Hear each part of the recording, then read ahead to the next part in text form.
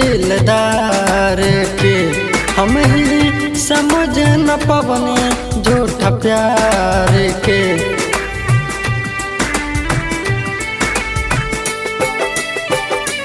दोस्त बारे नयन दिलदार के हम ही समझ न पवने झूठा प्यार के। हमर किस्मत हमसे नाराज हो गइल, हमर किस्मत हमसे नाराज हो गइल। हमार बचपन के प्यार धोखेबाज हो गइल, हमार बचपन के प्यार धोखेबाज हो गइल।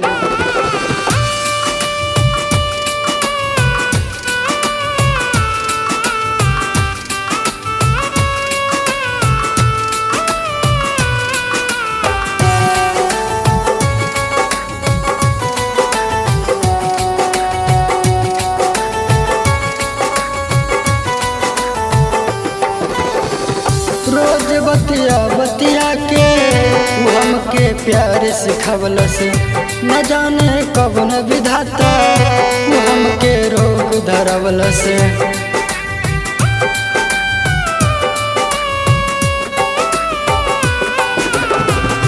रोज बतिया बतिया के वो हमके प्यार सिखवलस, न जाने कवन विधाता वो हमके रोग धरवलस।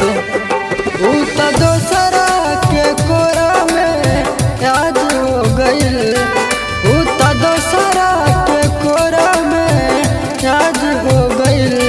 हमार बचपन के प्यार धोखेबाज हो गइल, हमार बचपन के प्यार धोखेबाज हो गइल।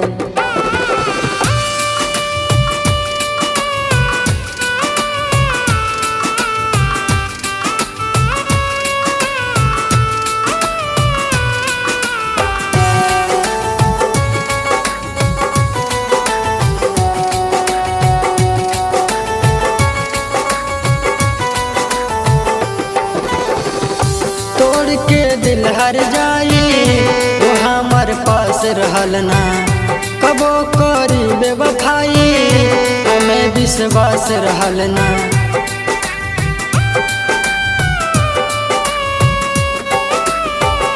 तोड़ के दिल हर जाई वो हमार पास रहल ना, कबो करी बेवफाई हमें विश्वास रहल ना।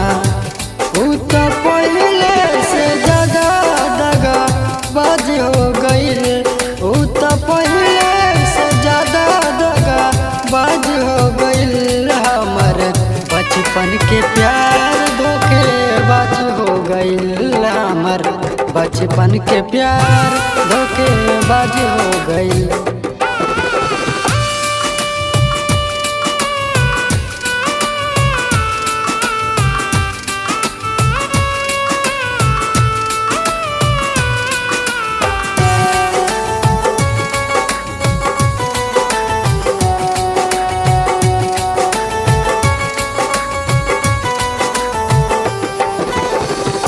कहले राजा ज्योति के बीच में आइल और सहे के पड़ी अब तो सनम गुलशन से दूरी।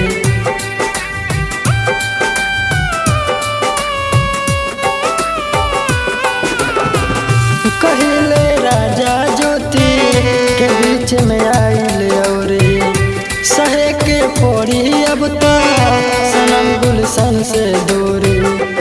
अब तो बैरी दुनिया समाज हो गइल, अब तो बैरी दुनिया समाज हो गइल। हमर बचपन के प्यार धोखेबाज हो गइल, हमर बचपन के प्यार धोखेबाज हो गइल।